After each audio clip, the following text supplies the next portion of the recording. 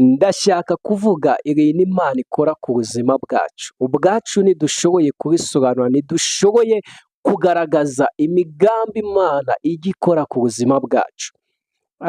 Hashize imyaka nk'itatu mbonye ikimenyetso cy'uko Imana ikora, mbonye ikimenyetso cy'uko ibintu Imana ijya ivuga ibikora.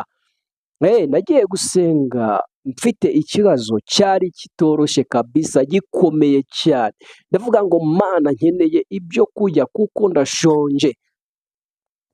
Ndavuga ati se birashoboka yuko ushobora gutanga ibyo kurya cyangwa ni pirate?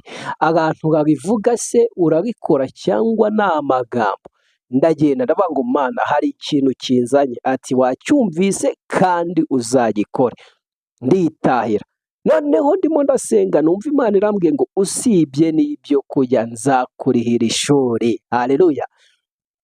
Ndagenda nibera mu kazi kanjye bisanzwe, nibera mu rugo.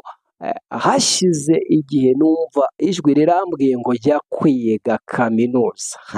Ndavuga ngo ndajyana iki? Nta mafaranga mfite. Imana yaje gukora igitangaza.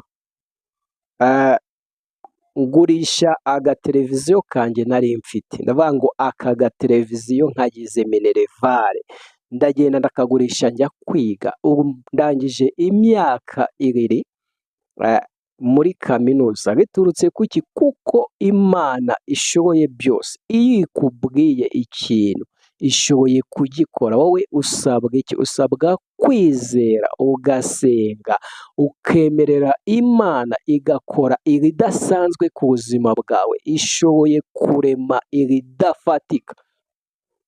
Ishoboye gufata ibyo wita bikeya, ibyo ubona ko bisuzuguritse, igakuramo ikintu gifatika.